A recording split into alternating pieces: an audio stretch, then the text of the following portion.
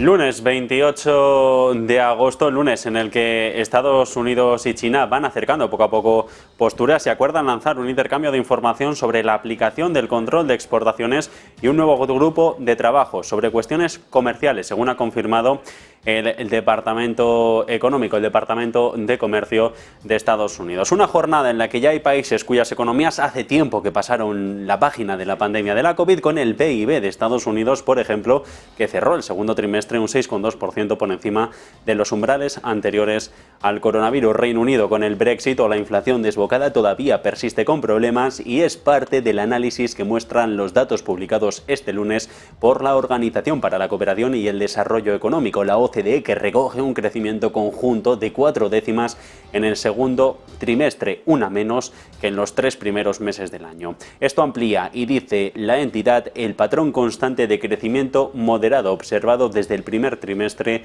del 22. La frase que muestra el momento incierto que vive la economía global, los furiosos rebotes pospandémicos que ya pasaron página, con una inflación que aprieta y con una dependencia energética de Occidente, de Rusia, que sigue obstaculizando la economía del viejo continente. Sobre España, avisa la OCDE, es el país que más severamente ha impactado la COVID, contracción del PIB superior al 11% en 2020, superando los niveles ya prepandemia por primera vez en el segundo trimestre. Sin embargo, todavía sitúa a nuestro país por debajo de la media, un 5,1%.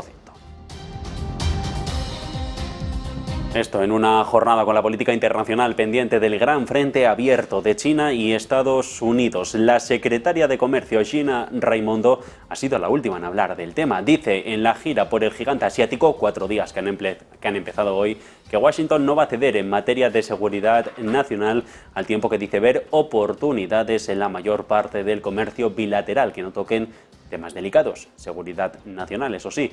En declaraciones a su homólogo, al ministro de Comercio chino, Wang Wentao, en Pekín, como parte de este viaje diseñado para revitalizar el diálogo, Raimondo ha comentado que Estados Unidos cree que una economía china fuerte es algo bueno para el resto del mundo.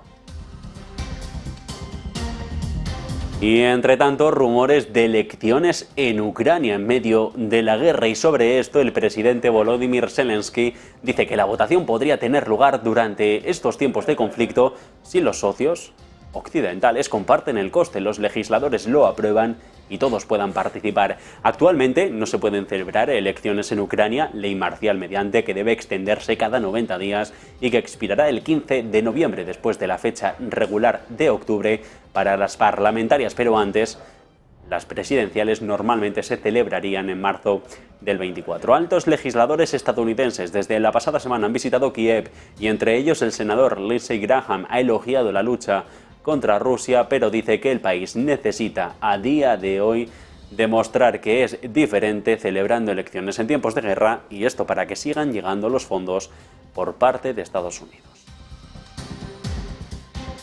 Y atención mientras a lo que lanza Bloomberg. Rusia está considerando establecer una empresa comercial unificada para exportar fertilizantes, una empresa pública de exportación de fertilizantes, en un intento por aumentar su influencia en los precios en los mercados globales.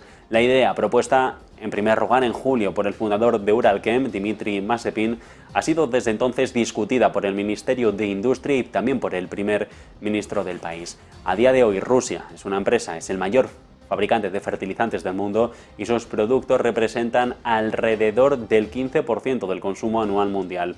Las empresas de fertilizantes, no incluidas, recordamos, en el paquete de sanciones internacionales por la guerra, por la importancia de la seguridad alimentaria mundial, siguen poniendo en jaque a los puertos de la zona del Báltico. Mientras tanto, una gran extensión de petróleo en la costa iraní a lo largo del Golfo Pérsico es punto de atención de directo. Una fuga de crudo en un oleoducto marino, según publica la agencia de noticias estatal de la República Islámica. La ciudad portuaria de Yenabé, en el sur del país, está cerca del área del derrame, albergando una importante instalación de almacenamiento de este oro negro. Está conectado a través de oleoductos submarinos con la isla de Kark, en el Golfo Pérsico, donde se carga la mayor parte del petróleo que el país exporta al resto del mundo.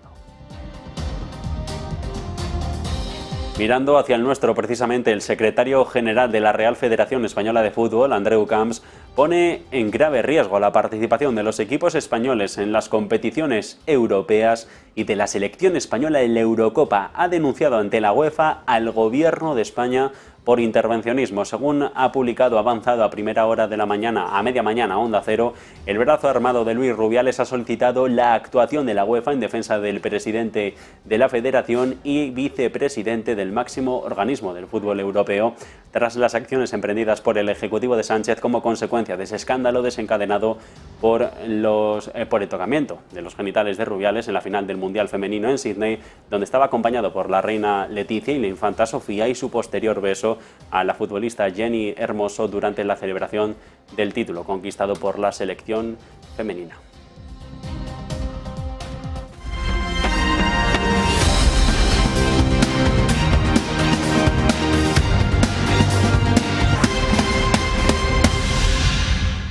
Seis minutos sobre las 2 en punto de la tarde, hora central europea, de este lunes 28 de agosto, en el que el foco está puesto en el espacio aéreo del Reino Unido. A esta hora de la tarde ha sido clausurado por un problema técnico que ha afectado a los sistemas de control de tráfico del país, con las aerolíneas advirtiendo ya a través de sus canales digitales de retrasos en los vuelos para todos los usuarios. Los servicios nacionales del tráfico aéreo de Gran Bretaña, lo han hecho público hace unos minutos, están experimentando problemas técnicos y se han aplicado ya restricciones al flujo del tráfico para mantener la seguridad del país. Anteriormente, y la voz de alarma la lanzaba la aerolínea escocesa Loganair, confirmando en Twitter que había habido un fallo en toda la red de sistemas informáticos de control aéreo del Reino Unido, advirtiendo de que algunos vuelos pueden sufrir retrasos. Se habla incluso de hasta 12 horas de retrasos. La aerolínea insiste en que el problema del tráfico aéreo está actualmente afectando a todos los vuelos hacia o desde el espacio aéreo del Reino Unido. De momento las causas se desconocen. Esto en una última hora que pasa tras una mañana de resaca para los banqueros centrales. Vuelta a la rutina tras un Jackson Hole que decepciona. No dicen nada más de lo que ya se sabía. Inflación que está muy alta, sí, y eso molesta, y que lejos de la pausa, ojo, porque las subidas de los tipos a las que pensábamos en septiembre se iba a poder escapar, puede que no sean la tendencia para esta recta final de un 2023 que pasará a los libros de historia a base de incremento de tipos, de subidas de puntos básicos al ritmo más acelerado de la última década. Hasta ahora fueron semanas de especulaciones, pronósticos sobre cuál sería el mensaje de este año en el Seminario de Política Monetaria de Wyoming, y tras tanta espera, en menos de 30 segundos, Powell, Lagarde o Ueda sacaron las garras de halcón y dejaban claro que las subidas de los precios siguen siendo un problema, el principal, y que no les va a temblar el pulso a la hora de subir más los tipos, si así lo consideran necesario. Eso sí, todo con cuidado, porque los inversores admiten no tienen a día de hoy información sobre qué van a hacer realmente los supervisores durante los próximos meses. En su aparición en el panel del sábado en la conferencia organizada por la Reserva Federal de Kansas City, en el corazón de ese parque nacional Gran Tetón, el vicegobernador del Banco de Inglaterra, Brett Broadbent, fue claro, decía que los tipos en su país, en el Reino Unido, van a tener que subir más, aún más de lo que ya lo están, mientras que, sin embargo, el gobernador del Banco de Japón, Kazuo Ueda, no hacía autocrítica y se reafirmaba sobre esa política ultralaxa del supervisor nipón. Dice, todavía son necesarios los tipos ultrabajos por aquellos lares. Un tema clave que surgió a las actas formales de la conferencia y a las conversaciones al margen, que fueron por las dificultades para adaptarse a las fuerzas fuera de control de las autoridades monetarias: productividad, innovación, estructura del mercado de bonos, cadenas de suministros globales o unos niveles crecientes de deuda pública. Sobre esto, y sobre todo en general, Powell y Lagarde dijeron un poco algo más habladores, y que estuvieron los gobernadores de sus juntas. En varias entrevistas tuvieron opiniones diferentes. Algunos, como la presidenta de la Reserva Federal de Cleveland, Loretta Mester, o el gobernador del Banco de Letonia, aquí para los europeos, Martin Kazaks, decían que es mejor pecar por el lado de tipo altos, ya que podrían revertirse si llega a ser necesario. Unas subidas de tipos que van ralentizando a la economía. Hay países cuyas economías hace tiempo que pasaron ya la página de la pandemia, ahora estamos con la guerra, con un PIB de Estados Unidos, por ejemplo, que cerró el segundo trimestre un 6,2% por encima de los umbrales anteriores al virus. Otros, en cambio, transitan todavía mucho más rezagados. Reino Unido y el Brexit o la inflación desbocada han hecho que el país aún no haya regresado a ese nivel de actividad 3 años y medio después. Solo le faltan, eso sí, 2 décimas para llegar. En un tercer grupo, el de los países que apenas acaban de llevar sus números a esa simbólica altura prepandémica. Está España, en ese ejemplo, 4 décimas por encima a finales de junio. Así lo muestran los datos publicados este lunes tras la media mañana por la OCDE, la Organización para la Cooperación y el Desarrollo Económico, que recoge un crecimiento conjunto de 4 décimas en el segundo trimestre, una menos que en los 3 primeros meses del año. Y literal, citamos el informe, dice: esto amplía el patrón constante de crecimiento moderado observado desde el primer trimestre del 23. Una frase lapidaria, pero que muestra el momento incierto que vive todavía la economía global. Los furiosos rebotes pospandémicos ya pasaron, la inflación aprieta, algo menos y gracias a la adaptación para reducir la dependencia energética de terceros países, pero sigue obstaculizando, al menos aquí en Europa, el paso del oxígeno a altos tipos de interés para los hogares de los que depende la financiación o para adquirir una vivienda o para pagar deudas anteriores. Resulta complicado de momento decir qué será lo siguiente, pero las economías van a 2 o incluso a 3 marchas. Un preocupante parón chino, un nuevo auge a lomos de la inteligencia artificial o el desarrollo económico y una OCDE que de momento no ofrece pistas, pero presenta una foto fija sobre lo ocurrido en este pasado reciente. Sobre España dice que es el país de la OCDE que más severamente se ha visto impactado por la pandemia, una contracción superior a los 11 puntos porcentuales de PIB en 2020, pero que superó ya los niveles prepandemia por primera vez en el segundo trimestre, 4 décimas por encima. Eso la sitúa por debajo, eso sí, de la media tanto de la OCDE, que está un 5,1 por encima, como de la zona euro, que está un 2,7 más arriba.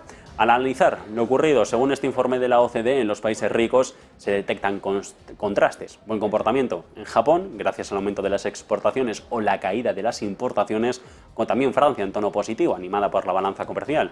De momento, para Estados Unidos, para el Reino Unido, por aumento del gasto público, como factor decisivo, se habla de niveles aceptables, pero sin demasiados motivos para tirar cohetes. La República Checa es el único país de la OCDE que no ha recuperado, por ejemplo, el nivel prepandemia. La foto sí que es mala, sin paliativos en Italia, flojo en Canadá y sin levantar cabeza todavía en Alemania, a la que le cuesta escapar de esa recesión técnica.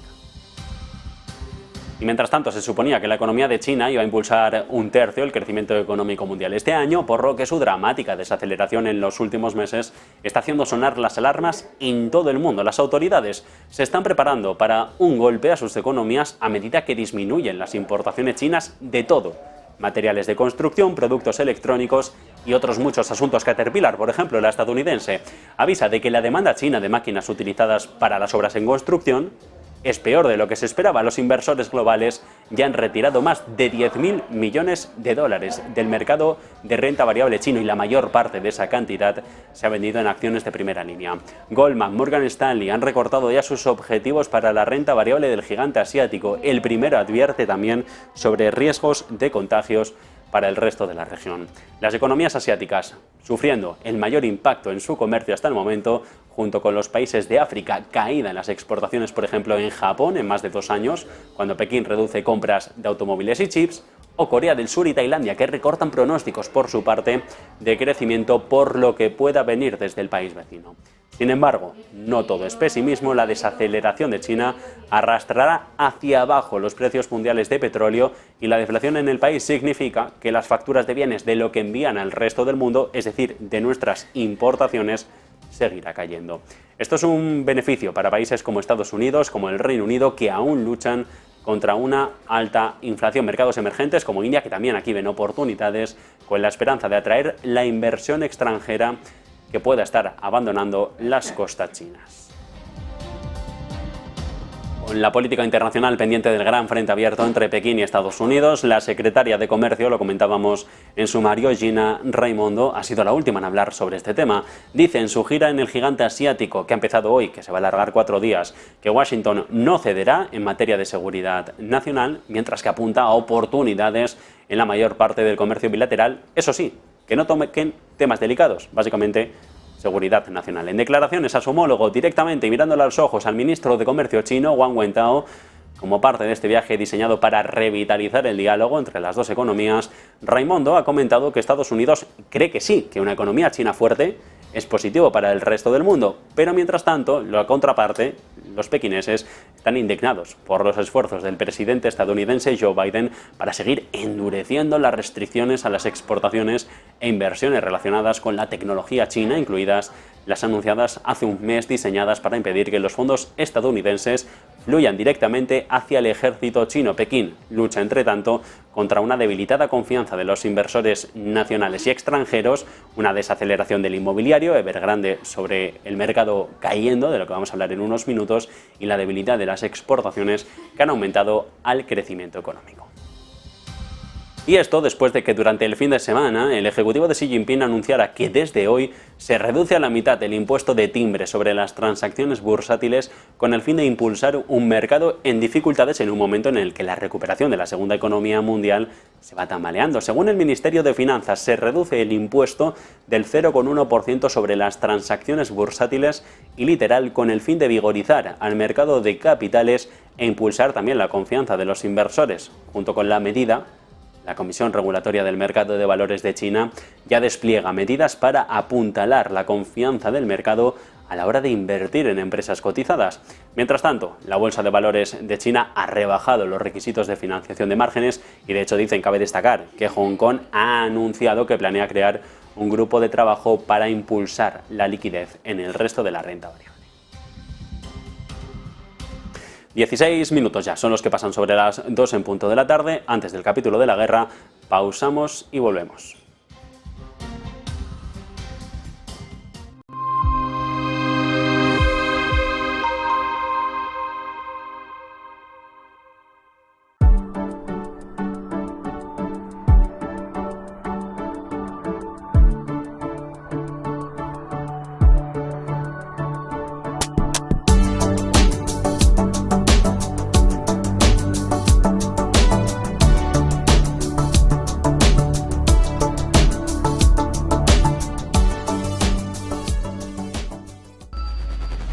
Localizarnos ahora es más fácil. La economía a tu alcance. Empresas, inversiones, tecnología. Ya en la APP de Movistar. Vive la economía. Negocios Televisión.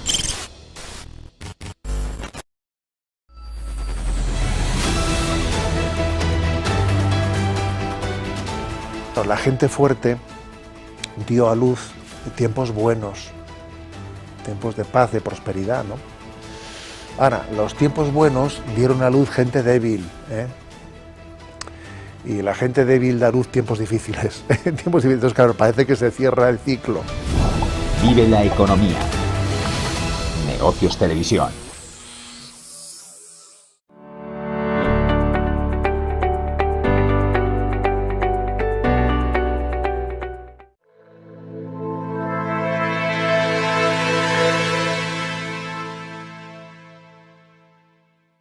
Y capítulo de la guerra de Ucrania que abrimos mirando a la confirmación de que el cadáver encontrado tras un accidente de avión la semana pasada al norte de Moscú era el del líder del grupo Wagner, Yevgeny Prigozhin. El Comité de Instrucción de Rusia asegura hoy que la identidad de los ocupantes del avión ha sido confirmada directamente por análisis comparativos de ADN. En el Embraer Legacy 600, el avión en el que iban en propiedad de Prigozhin, que se estrelló por causas aún desconocidas a unos 300 kilómetros al noroeste de Moscú cuando volaba de la capital rusa a San Petersburgo, se encontraba también el principal comandante y cofundador de la compañía de mercenarios, Dmitry Utkin, el que era antiguo oficial de la inteligencia militar rusa, que combatió en Chechenia, en Siria y directamente en Ucrania, y que fue galardonado con el título de héroe de Rusia. Precisamente con su nombre en clave, con Wagner, fue bautizada esta compañía. Entre los 10 ocupantes del avión también se ha encontrado a Valery Shekhalov, el responsable de la seguridad personal de Prigozhin y parte de sus negocios. Recientemente sancionado por Estados Unidos, aunque de momento, por todo ello, las investigaciones no han arrojado luz sobre las causas de este siniestro del avión, entre las que se barajan una explosión a bordo, un fallo técnico o incluso un error de pilotaje. Pero en cualquier caso, el foco ahora en Ucrania, donde si hace tan solo 3 meses era el propio presidente Volodymyr Zelensky el que decía que era imposible, está en celebrar o no unas elecciones en tiempos de guerra. Está escrito en la Constitución que no se puede, está también escrito en la ley marcial en vigor. Durante 90 días, como mínimo, ahora hasta noviembre. Pero de hace 3 meses, decir que no se iban a celebrar elecciones, ahora se empieza a decir todo lo contrario, que pudiera haber apertura de urnas. El núcleo duro del presidente de Ucrania aboga por llamar a la ciudadanía a una cita electoral 2024 para elegir parlamento y al líder del país. La Cámara Baja finaliza mandato, lo hace de aquí a nada en octubre, y las presidenciales deberían convocarse, de no estar en conflicto, de ser todo como ha sido hasta ahora, en marzo del 24. Por parte de los medios de comunicación afines y críticos a Zelensky, se han sucedido en los últimos días análisis sobre la posibilidad de organizarlas o no. Volantazo de la cúpula de poder, de la del político, que se dio por parte del presidente de la Rada, esa Cámara Baja ucraniana, el 29 de julio. Allí dijo que era posible tener una cita con las urnas. De hecho, y varios medios relativamente importantes de este país, como el diario Pravda, publicó el pasado día 17 un artículo en el que concluía que la ley impide a día de hoy celebrar los comicios y que las dificultades para organizarlos, más en tiempos de guerra, son enormes, pero que si el núcleo duro de Zelensky empuja a ello, y es en buena parte apoyado por el resto de las potencias occidentales, podría ser una buena arma para consolidar su poder. Otro diario, Telegraph, incidía el día 21 en el distanciamiento que se ha producido entre los diputados del Servidor del Pueblo, el que es el partido de Zelensky, que tiene mayoría absoluta en la Rada, y el núcleo duro del presidente. Varios medios internacionales abogan porque la idea sea sondear y convocar elecciones en primavera del 24 con un objetivo claro: legitimar aún más al presidente, a su nuevo gobierno, de cara a una posible negociación de final de guerra. Cualquier desenlace para terminar con este conflicto, dicen en todo caso, debería pasar por una mesa de negociación. Pero sobre esto, Zelensky, el que ha hablado en las últimas horas, en entrevista televisada, dice que la votación podría tener lugar durante tiempos de guerra si los socios, si Occidente, Europa, Estados Unidos, comparten la factura. Pagar todo esto, los legisladores lo aprueban y todos puedan participar. Actualmente, por lo que decíamos en la ley marcial, Ucrania no puede celebrar elecciones, debe extenderse esta ley marcial cada 90 días, 3 meses, y expira la próxima el 15 de noviembre. Después de esa fecha, después de la fecha regular de las parlamentarias de octubre, pero antes de las presidenciales que normalmente se celebrarían en marzo del 24. Altos legisladores estadounidenses ya visitaron Kiev el pasado 23 de agosto, entre ellos estaba el estadounidense Lindsey Graham, y allí elogió la lucha de Kiev contra Rusia, pero dice que el país todavía necesita demostrar que es diferente, celebrando elecciones en tiempos de guerra, es decir, que allí hay una democracia, y con eso justificarían la entrada y el envío de fondos para ayudar en el conflicto hacia el país. Y atención, mientras, a lo que lanza Bloomberg. Rusia está considerando establecer una empresa comercial unificada para exportar aquí fertilizantes, una empresa de exportación de fertilizantes pública, que quiere hacer un intento por aumentar la influencia simplemente en los precios de los mercados globales, seguir ingresando por esta pata de su economía.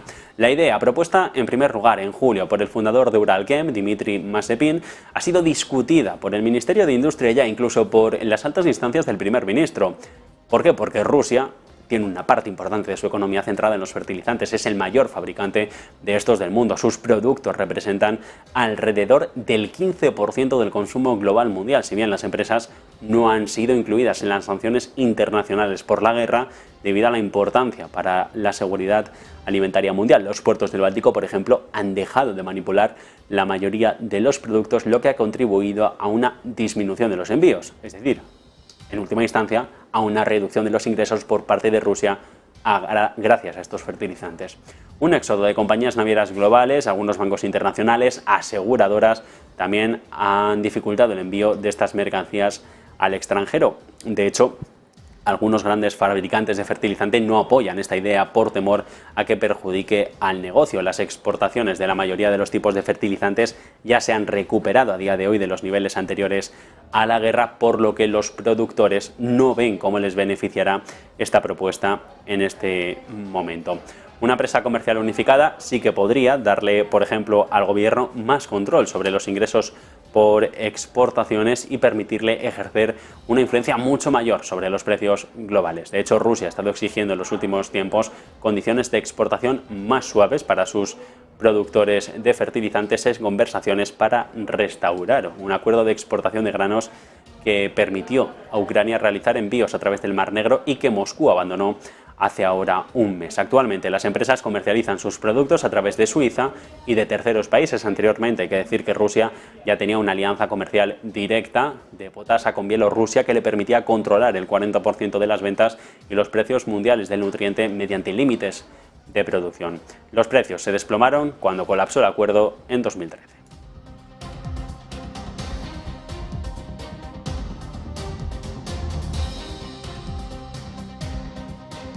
Y entre tanto, los gobiernos de Polonia, Estonia, Lituania y Letonia, es decir, las repúblicas bálticas, acuerdan cerrar su frontera con Bielorrusia. La noticia llega después de que sea Vilna la que haya anunciado hace unos días que va a realizar un cierre parcial de la frontera con el país de Lukashenko por la amenaza de los Wagner. Marta Vilar. Mucha atención a la noticia de última hora que acabamos de recibir en la redacción de Negocios Televisión, porque parece que el cierre parcial de la frontera con Bielorrusia que había realizado Lituania hace días no va a ser suficiente, y es que Polonia, Lituania, también Letonia y Estonia se habrían reunido para decidir el cierre total de las fronteras de la región con Bielorrusia. Como digo, una noticia que llega justo días después de que Lituania cerrara parte de esa frontera con Bielorrusia. Veremos si también en este caso es un cierre parcial o un cierre total. De momento lo que se está especulando es que podría ser un cierre total. Por ahora, lo que también sabemos acerca de ese cierre de fronteras, hay que recordar que Lituania lo hizo por una cuestión de amenaza al grupo Wagner, que ya saben que se estaba reagrupando en Bielorrusia. Incluso Polonia había ya creado, el gobierno, un grupo de trabajo militar permanente de 4.000 soldados cerca de la frontera con Bielorrusia. Desde el gobierno decían que no había, de hecho, ninguna duda de que la frontera estaba amenazada, insistiendo en que los planes de Varsovia tenían el único propósito de disuadir.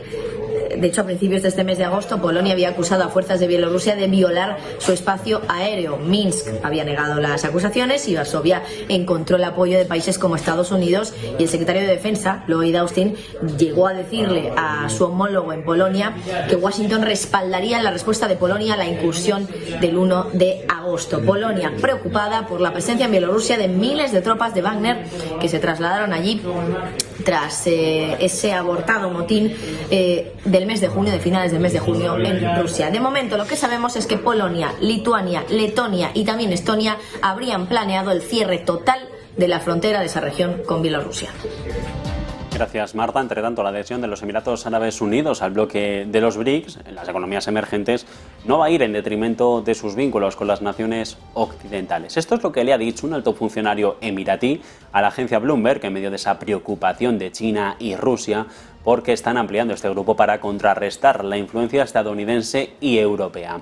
Los Emiratos Árabes Unidos ven ahora su membresía como una oportunidad, dicen, para desarrollar el comercio, y planean comprometer más capital para este nuevo banco de desarrollo con un prestamista creado por los BRICS, al que el Estado del Golfo se unió hará cosa de 2 años. Lo que dice concretamente el representante del gobierno de Riad es que continúan fortaleciendo las relaciones comerciales con Occidente y al mismo tiempo impulsando las relaciones comerciales con los países menos desarrollados del sur global. Los Emiratos Árabes vinculan su moneda al dólar y a día de hoy siguen albergando fuerzas estadounidenses en una base aérea a las afueras de Abu Dhabi. Dicen que quieren paz y prosperidad y que con eso vendrá la economía y el comercio. Mientras tanto, los BRICS, ese grupo rival del G7, las naciones más desarrolladas del planeta, están ganando poco a poco peso rápidamente y aceptación en todos los lugares del planeta liderados por China y Rusia. Tanto es así que ahora el Papa Francisco, y al parecer según publican varios medios, tiene interés directo en que su Estado, el Vaticano, entre en los BRICS como observador. El jueves el presidente sudafricano, recordamos, Ramaphosa, anunció que Argentina, Egipto, Irán, Etiopía, Emiratos Árabes Unidos y Arabia Saudita habían sido invitados a esta asociación, una membresía plena para nuevos miembros BRICS que comenzaría el 1 de enero del 24. Por ello, en un nuevo bloque en el que el Vaticano ahora busca entrar, como dice, mero Estado observador. Entre tanto, los frentes se van abriendo más allá de la guerra. Hemos hablado aquí en Negocios sobre Taiwán en los últimos meses y ahora es el que mueve ficha un empresario para liderar la zona. Terry Gu, fundador del ensamblador de iPhone Foxconn, ha confirmado el lanzamiento en las últimas horas de su candidatura independiente para la presidencia de Taiwán. Se suma así a un campo de batalla cada vez más concurrido para la votación que tendrá lugar en enero del 24. El anuncio del multimillonario tecnológico, 72 años, lo convierte en el cuarto candidato para el puesto frente al vicepresidente del Partido Progresista Democrático, el del Partido Popular de Taiwán y el alcalde de Nuevo Taipei, un partido pro-chino. Wu también ha prometido hacer crecer a la economía de Taiwán e impulsar la destreza tecnológica, diciendo que hará que el país y que el territorio supere a Singapur dentro de 20 años. Tendrá más PIB que per cápita, dice el PIB per cápita más alto de Asia. El empresario, por estrechos vínculos con China, también dijo que va a garantizar la paz a través del estrecho. Entre tanto, con miles de inmigrantes que llegan diariamente a las costas de Italia, los ministros se han unido a los alcaldes y gobernadores para pedir directamente ayuda a la Unión Europea para gestionar en el país vecino los flujos migratorios. Hace unas horas el ministro de Empresa, Adolfo Urso, ha estado en Lampedusa, en la isla, y dice que la situación está a la vista de todos, pero que Europa tiene que ser quien eche una mano a los italianos para poder gestionar el fenómeno. 5.000 inmigrantes en la isla y las autoridades han dicho que no dan a más, que no pueden recibir a más gente. Entre el 1 de enero y el 25 de agosto llegaron a Italia más de 107.500 inmigrantes, principalmente tunecinos, pero también indios, malayos o sudaneses. Los barcos proceden principalmente, eso sí, del norte de África, de Túnez y de Libia. Los ministros, que se reúnen en el primer consejo tras el parón estival de la semana pasada, el lunes que viene, van a discutir un decreto sobre los flujos migratorios con el que se permitirá la llegada de 450.000 extranjeros legales que se van a sumar a los miles de irregulares que ya se encuentran en el país. Se va a estudiar un nuevo decreto de seguridad que permitirá la expulsión e introducirá controles más estrictos para verificar la edad de los inmigrantes presuntamente menores. Y lo hemos ido comentando durante toda la mañana en la señal de esta casa. Una gran extensión en la costa iraní a lo largo del Golfo Pérsico ha sido contaminada por una fuga de petróleo de un oleoducto marino, según ha publicado la agencia de noticias estatal de la República Islámica. La ciudad portuaria de Yenabé, en la provincia de Bushehr, al sur del país, está cerca del área del derrame y alberga una importante instalación de almacenamiento de petróleo. Está conectado, de hecho, a través de oleoductos submarinos con la isla de Karj, en el Golfo Pérsico, donde se carga la mayor parte del petróleo del país para su exportación. Se están ya realizando trabajos para limpiar las marchas de petróleo flotantes y el oleoducto directamente ha sido cerrado para reparaciones.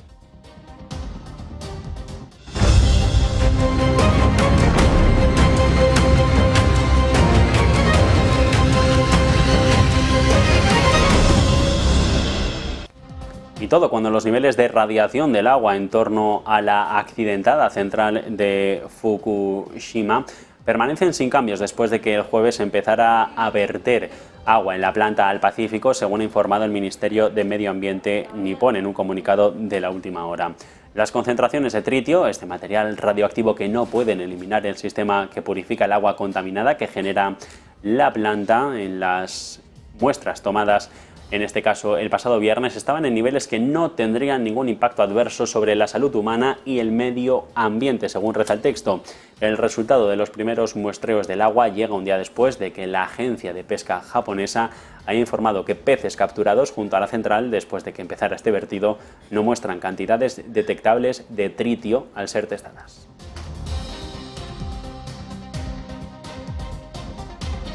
Por la energía reina la tranquilidad en Europa, al menos en lo relacionado con el gas.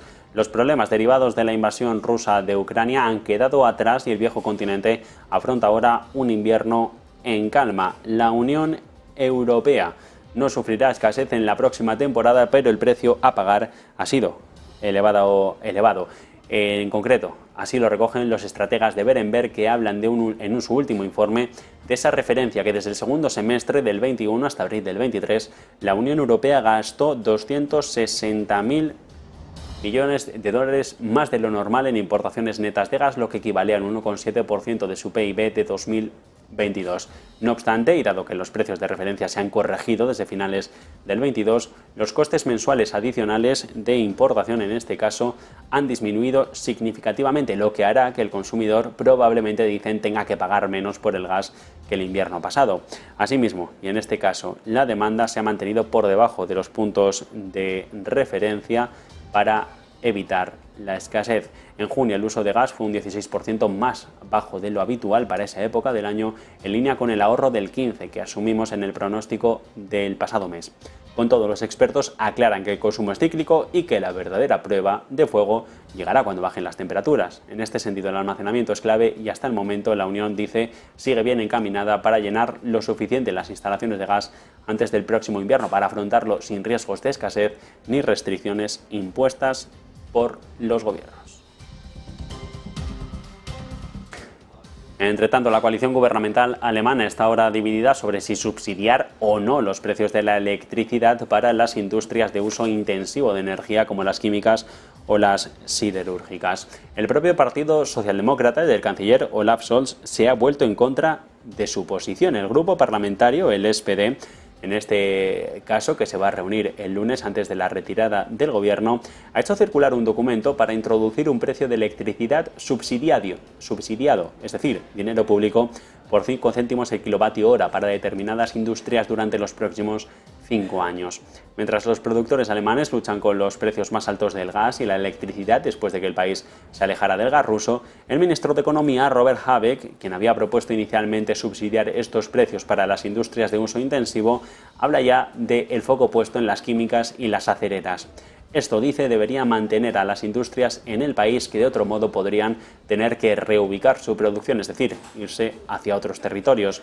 Habeck, que promovió la idea de ese precio puente de electricidad de 6 centavos para el 80% de las necesidades de la industria pesada hasta 2030, dice que la cuestión no es si pedir dinero prestado o no tener más industria, sino que hay que endeudarse más para poder salvar a la economía del país. Entre tanto, el ojo también en Francia. Allí dicen que si quieren alcanzar la neutralidad de carbono para 2050 se deberían integrar las energías renovables en su combinación energética, según el jefe del regulador energético del país, quien cree que la energía nuclear por sí sola no será suficiente. Como parte de sus objetivos, los objetivos de la Unión Europea, Francia se ha comprometido a convertirse en carbono neutral para 2050, a contribuir a los esfuerzos del bloque para reducir los gases de efecto invernadero en un 55% hasta final de década. En cambio, París necesita, dicen, diversificar aún más su combinación energética, que es actualmente 40% nuclear, 28% petróleo, 16% gas y el 14% restante energías renovables, con un 2% más que se va a carbón. Francia planea construir 6 nuevos pequeños reactores nucleares, aunque no estarán operativos hasta 2035. La construcción del primero comenzará en 2027. Entre tanto, y después de que la Comisión Nacional del Mercado de Valores decidiera la semana pasada el regreso a la negociación de las acciones de la empresa fotovoltaica EIDF, recordamos 4 meses suspendida, y apuntar a un enorme desplome en el valor, ya se habla de un volumen de órdenes de venta que supera los 151.000 títulos, mientras que las peticiones de compra apenas están por encima de las 61.000, lo que hace imposible la fijación actualmente de un precio en el mercado español. La caída a la que apunta el valor supera el 70%, pero el gran desfase entre oferta y demanda sugiere un desplome aún mayor a cierre de sesión. Lo veremos aquí en Negocios Televisión, cuando sí se tendrá que haber fijado un precio de cambio. De hecho, y al diario 5 días, fuentes de BM Growth señalan que las acciones de EIDF se desfondan hoy antes de que pueda casarse un precio de cambio a nivel máximo que permite el actual rango estático de cotización del 70%. Todo esto a medida que crece la tensión sobre este valor. Recordamos 4 meses cerrado a negociación por posibles problemas contables o por no haber dado en un primer momento, según la CNMV, las contabilidades correctas a los inversores y al conjunto del mercado.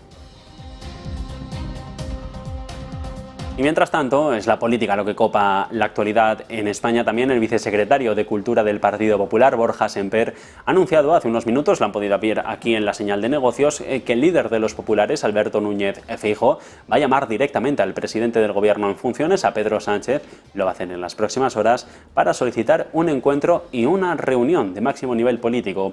El Popular, y tras el comité de dirección del partido, ha asegurado que Feijóo quiere conocer la postura de su contraparte, el líder del Partido Socialista, actual presidente del Gobierno en funciones, Pedro Sánchez, tras las elecciones, después de que evitara reunirse con Feijóo, según Semper. dicen que creen que ha llegado el momento desde Génova 13 de la mejora de la postura en la institucionalidad por parte del socialista, asegurando en la primera comparecencia en Génova, coincidiendo con el inicio del curso escolar, del curso político, en el que el Partido Popular va a ir a la investidura. Y por cierto, aquí la última hora pasa precisamente por ese Partido Socialista, que ya ha respondido y dice Sánchez que sí, que se reunirá con Feijóo porque lo va a hacer con todas las formaciones políticas que no sean Vox.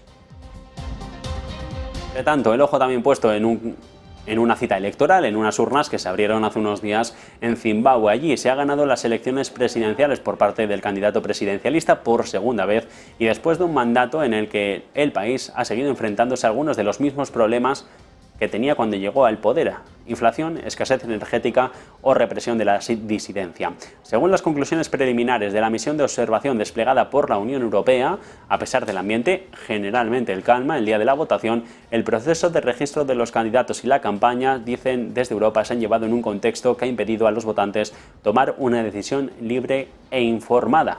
El presidente actual de Zimbabue ha negado en las últimas horas que haya habido fraude en las elecciones, como ha denunciado el principal partido opositor, la coalición de Ciudadanos por el Cambio.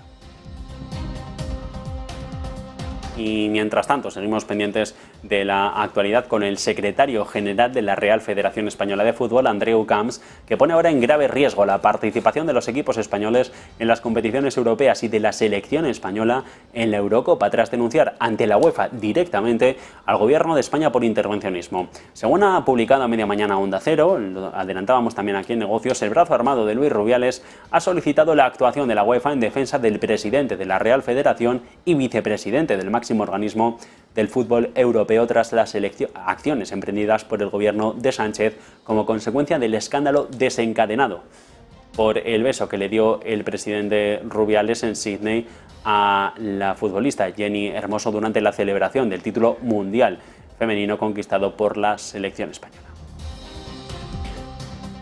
Un administrativo del deporte, el que tiene en sus manos el futuro de Luis Rubiales como presidente de esta Real Federación, ya dejó claro el pasado viernes que él no iba a dimitir. Lo hizo en esa Asamblea General Extraordinaria, que no pensaba abandonar su cargo, pero ante la gravedad de los hechos, el DAT, el Tribunal Administrativo del Deporte, ha adelantado su reunión del jueves a hoy, cuando se encargará de juzgar si el beso de Rubiales, el que le dio a Jenny Hermoso tras la final del Mundial, es una falta grave o no.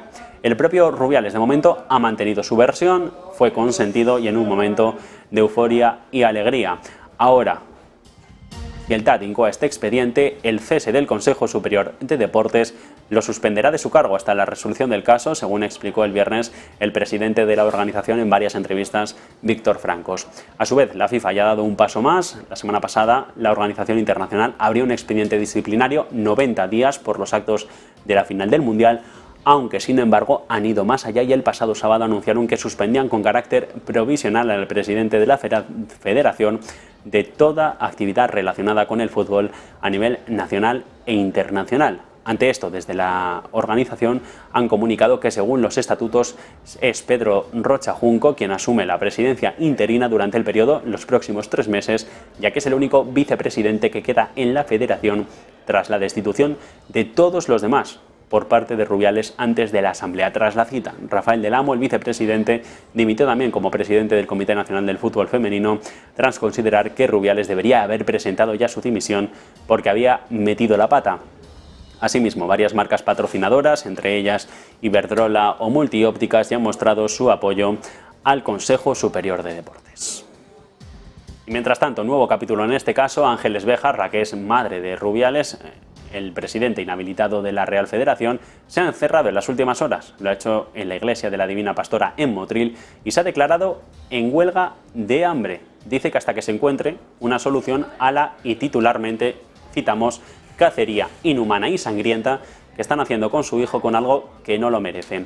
El encierro en la iglesia del barrio de los Capuchinos de Motril se va a hacer, dicen a día de hoy, de manera indefinida, día y noche, hasta que se haga justicia con Rubiales, que ha sido suspendido por la FIFA tras la polémica del beso a Jenny Hermoso.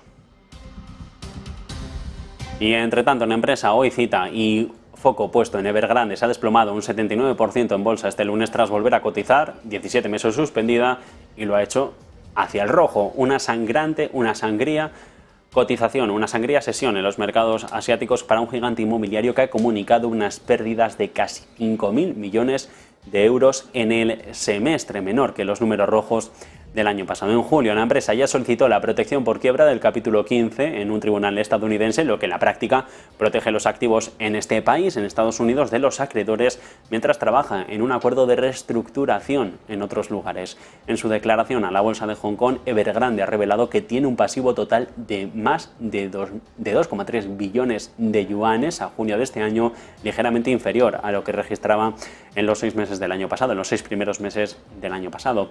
En 2020, antes de que entrara en suspensión de pagos, registró un beneficio neto de 8.100 millones de yuanes. Y entre tanto, antes de volver con todo el análisis de la sesión en los mercados bursátiles, pausamos y seguimos.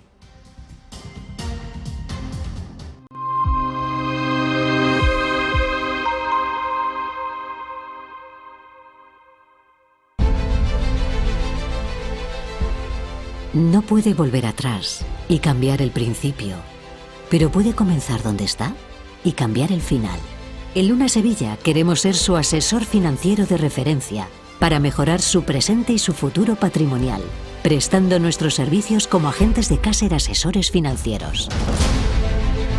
Somos una empresa con una clara apuesta por la formación de calidad, la información transparente y objetiva, y por el asesoramiento financiero personalizado y continuado. Visite nuestra web lunasevilla.es o llame al 91 762 3442.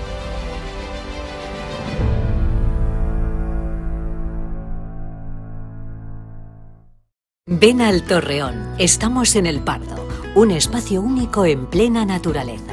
Disfruta de momentos de desconexión mientras saboreas la mejor gastronomía. Disponemos de 7 amplias terrazas y salones para todo tipo de eventos. Degusta nuestros exquisitos platos acompañados de una selecta bodega de vinos. A tu servicio, un gran parking y zona infantil.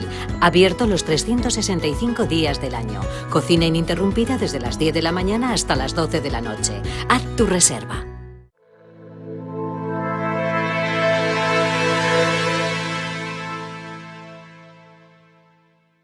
Seguimos en este caso mirando a los mercados y mirando al rápido alza de los tipos de interés que está provocando lo que se prevé como un serio frenazo en las ventas de viviendas de obra nueva para el sector promotor. Exceptuando la breve parálisis de la crisis COVID, el sector inmobiliario ya ve el parón de la progresiva recuperación de esta industria como el más relevante desde el estallido de la burbuja inmobiliaria en 2008. Son datos de la consultora Cebre. Dice que prevé que las compraventas para este año de vivienda de obra nueva caigan entre un 12 y un 13%, con un recorte que puede ser aún mayor en las ventas sobre plano o en las preventas, es decir, las casas que ni siquiera se han edificado todavía.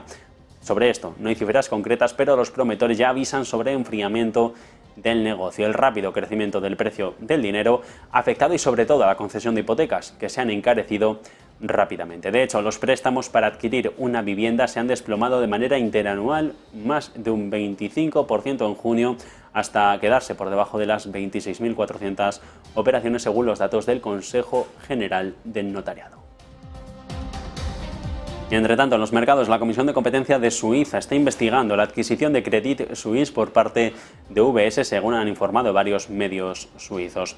En marzo, las autoridades, incluidos el Gobierno o el Banco Central, se apresuraron a firmar un acuerdo de rescate para Credit que dio lugar a la fusión de los dos bancos más grandes del país. Actualmente, la Comisión está celebrando audiencias sobre el asunto y planea enviar sus conclusiones al regulador financiero a finales del mes de septiembre. Todo en Suiza, cuando lo que sucede en los mercados españoles por los grandes bancos españoles es que se encuentran en una situación de bonanza. El negocio recurrente no para de crecer gracias al intenso proceso de las subidas de los tipos de interés por parte del Banco Central Europeo, y además ven cómo sus cifras de solvencia también y poco a poco van mejorando con intensidad. Ese efecto, y unido en este caso a la ausencia de oportunidades de operaciones de mercado, es decir, a proceso de concentración en los mercados, en el mercado financiero, hace que el exceso de capital ronde ya los 7.000 millones de euros entre las 6 entidades cotizadas, una cantidad que se destinará en gran medida a incrementar la remuneración del accionista. BBVA y CaixaBank, por ejemplo, han anunciado nuevos programas de recompra en su última presentación de resultados. Hará solo cosa de un mes. Sabadell ya comenzó en julio ese plan anunciado meses antes y ha rebasado la mitad de las compras previstas. En total, unos 1.700 millones de euros en marcha destinados y ya a hacerse con títulos propios de los casi 5.220 millones de exceso de capital que atesoran estos tres grandes grupos. Fuera de la terna, el Santander acabó en el segundo trimestre por encima de su programa falta de nuevos anuncios. Unicaja abrió la opción en la última conferencia de analistas y Bankinter de momento descarta poner en marcha esa estrategia.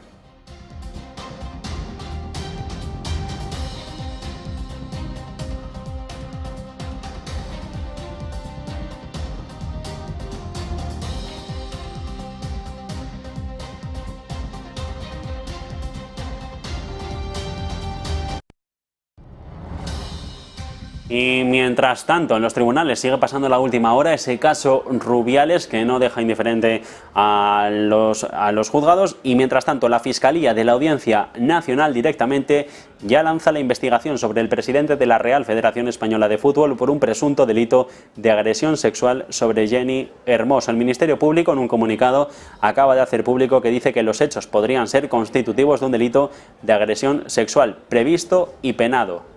En este caso, y dice la Fiscalía, comunica que teniendo en cuenta las manifestaciones públicas realizadas por Jennifer Hermoso en los últimos días, donde afirma que el acto sexual sufrido por la misma y llevado a cabo por Rubiales no fue consentido, dice que es preciso determinar la trascendencia jurídica de estas actuaciones y que por ello la Fiscalía de la Audiencia Nacional ha abierto diligencias de investigación preprocesales para la investigación de los hechos que podrían ser constitutivos, recordamos, de un posible delito de agresión sexual. Por esto investiga la Fiscalía al presidente suspendido de la Real Federación Española de Fútbol, Luis Rubiales. En el marco de la investigación sí que han acordado por parte del Ministerio Público dirigirse, es decir, ponerse en contacto directo con Jennifer Hermoso, con la futbolista, con el fin de hacerle ofrecimiento de acciones y dándole la posibilidad para que pueda ser informada sobre los derechos como víctima por si desea formalizar una denuncia expresa contra Luis Rubiales. Por lo tanto, la noticia a esta hora de la tarde pasa por la Fiscalía, abre diligencias preprocesales contra Luis Rubiales por un posible delito de agresión sexual y se va a poner en contacto con Jennifer Hermoso por si quisiera interponer una denuncia. En cualquier caso, y volviendo a los mercados financieros, vamos ya con el análisis. Rafael Ojeda, Forte H Fund, ¿qué tal? Muy buenas tardes. Hola, buenas tardes. Bueno, claves de una sesión